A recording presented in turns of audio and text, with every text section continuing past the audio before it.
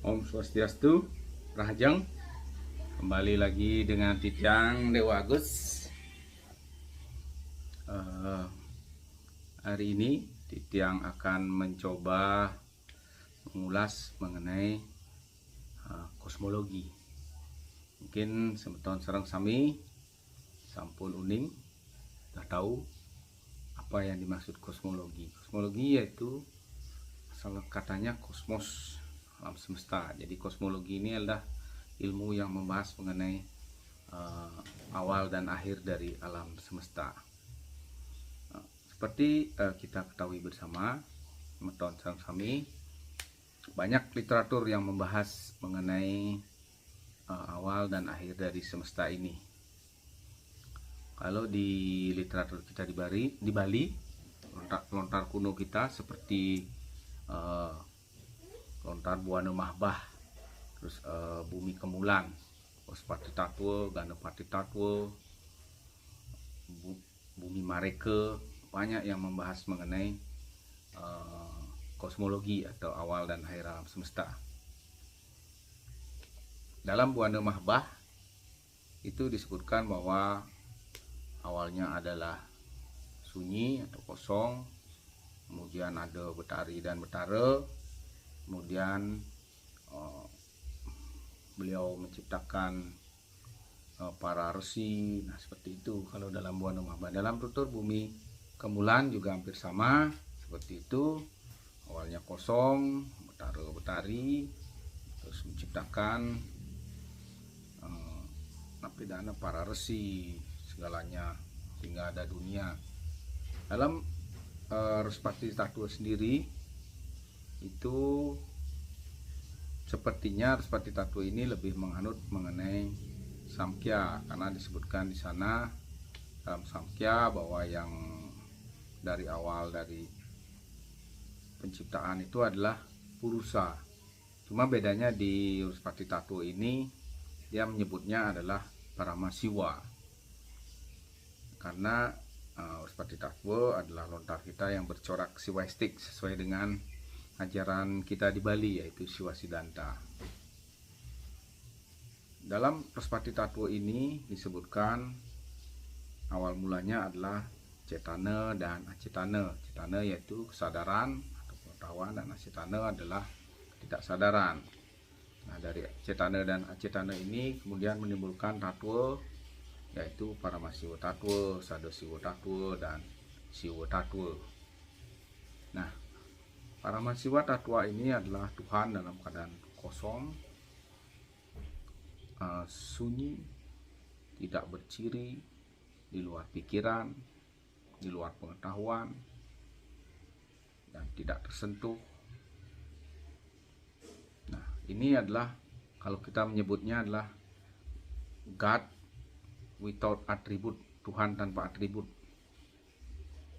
Kemudian di bawahnya ada Sadasiwa Tatwa, yaitu God dengan atribut atau Tuhan dengan atribut. Dia sudah mempunyai kedudukan dan sifat-sifat. Maka disebutkanlah di sini Sadasiwa Tatwa dalam Respati Tatwa ini adalah beliau duduk di atas teratai bertangkai 4, di mana teratai tersebut adalah kekuatan beliau yang disebut dengan Catur Sakti, yaitu Prabu Sakti, Wibu Sakti, Jenana Sakti, dan Kriya Sakti. Dan disebutkan di sana bahwa Sadasiwa ini duduk di atas teratai bertangkai 4, di mana kepalanya adalah Isana, wajahnya adalah Tatpurusa, jantungnya adalah Agora, tubuh bagian rahasianya adalah Bama Dewa, dan keseluruhan tubuhnya adalah Satyujata. Dia berbentuk mantratma. Jadi begitu penggambaran dalam Sadasiwa Tatwa. Nah, di bawah Sadasiwa Tatwa ini ada yang disebut Maya Sira Tatwa. Nah, inilah ilusi Sadasiwa bertemu dengan Maya Sira Tatwa ketika akan mengajarkan 8 pengetahuan suci yang disebut Asta Widyasana, yaitu Ananta, Siwatma, Sri Kandi, dan Sri Kanta terakhirnya. Disebutkan di sana ketika Siwa mengajarkan pengetahuan spiritual kepada dunia, ia berwujud Sri Kanta. Ketika beliau mengajarkan pengetahuan spiritual, datanglah Tara Kama yang menggoda beliau, sehingga marahlah beliau. Dengan matanya berbisa dipandanglah Tara Kama sehingga hancur jadi debu. Nah, ini awal mulanya kalau kita sebut dalam kosmologi itu, penciptaan itu, yaitu ketika Betara Siwa dalam wujud Sada Siwa yang mempunyai kedudukan dan sifat-sifat tadi tergoda oleh Betara Kama, sehingga timbullah Kama dalam dirinya. Nah, meskipun Betara Kama udah hancur oleh debu oleh mata berbisa dari Betara Siwa, tapi gejolak itu tetap ada. Akhirnya saya ambil, kata beliau, Betari Uma menjadi istri saya dan lahirlah Sanat Kumara. Nah, inilah awal mulanya dari kosmologi dalam Respati Tatwa. Melahirkan, disebutkan di sana beliau mengambil sakti Betari Uma sehingga lahirlah Sanat Kumara. Terus saya ambil Rudra dari tingkatan lebih rendah, saya jadikan dia diriku. Nah, inilah Tatwa Rudra. Jadi dalam beberapa teologi kosmologi, Sang Yang Rudra ini selalu muncul. Bahkan dalam Buana Kosa pun disebutkan dalam Brahman Rahasyami yang ketiga, yaitu Rudra. Jadi Rudra dalam Upanishad pun disebutkan Rudra. Jadi kalau berdasarkan asal kata, Rudra artinya auman atau roar, artinya auman. Jadi beliau yang mengaum.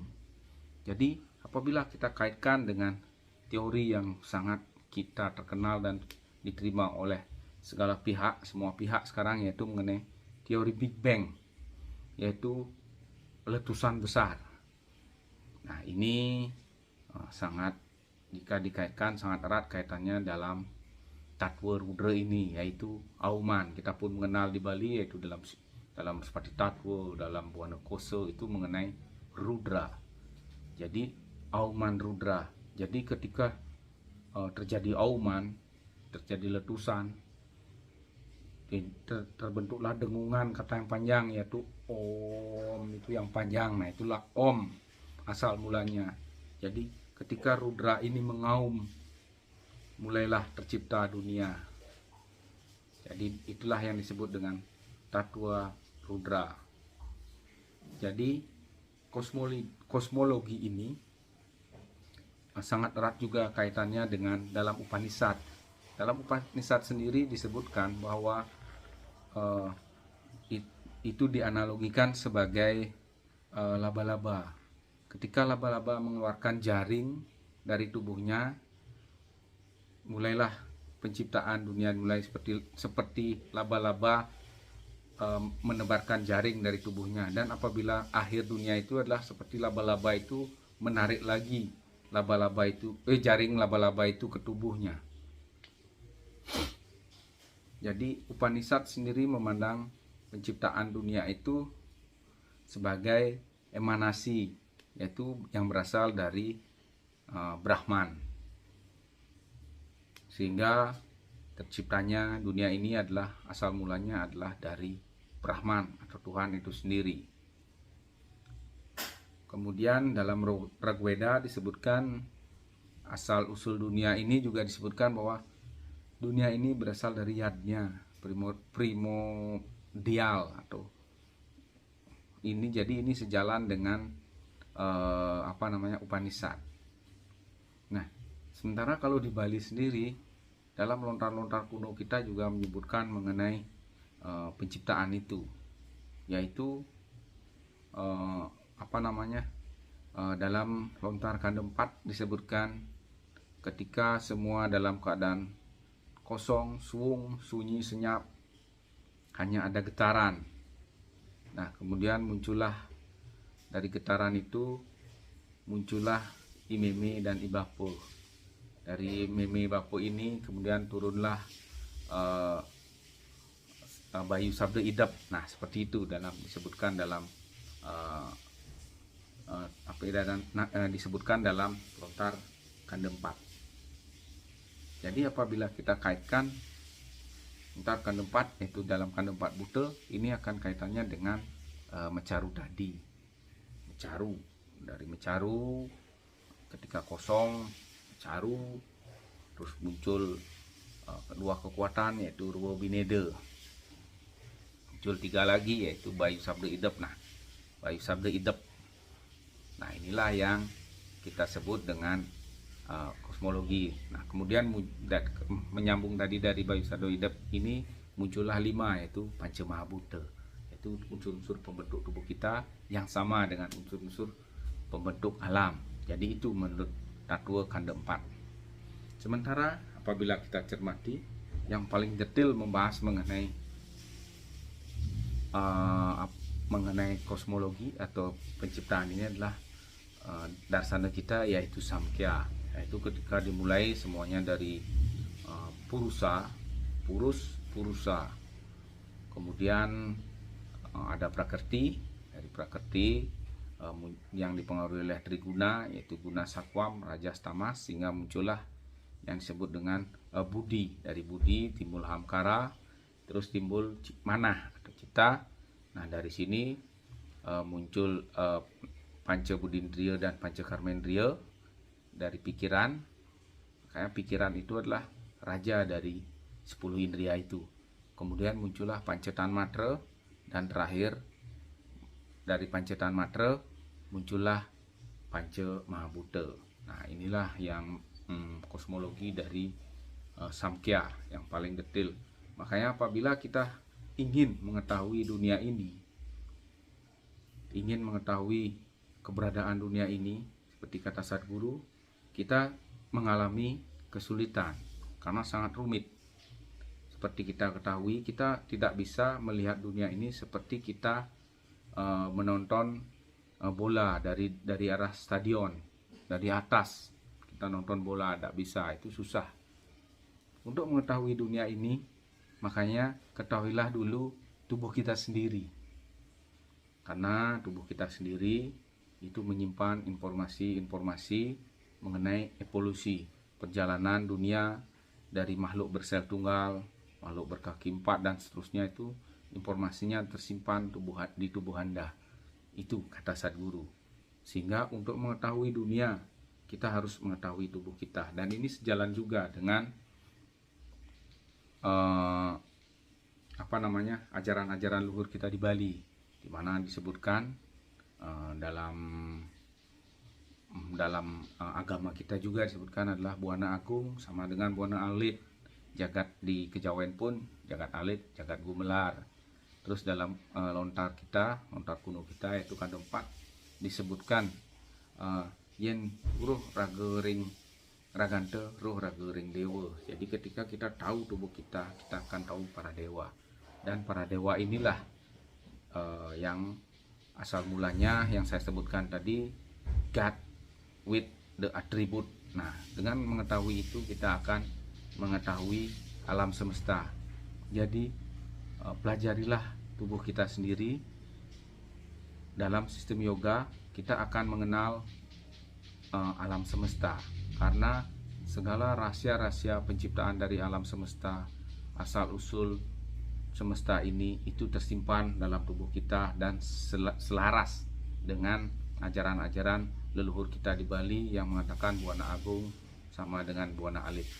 Dan untuk mengetahui hal tersebut itu bukanlah hal yang mudah, karena kita harus melakukan suatu upaya yang sadar, suatu tindakan, suatu action, yaitu meditasi semedi. Nah, dengan cara-cara seperti itu kita akan mengetahui rahasia dari semesta ini, yang dimulai dari mengetahui dengan tubuh kita sendiri. Sekian, terima kasih. Om Santi Santi Santi.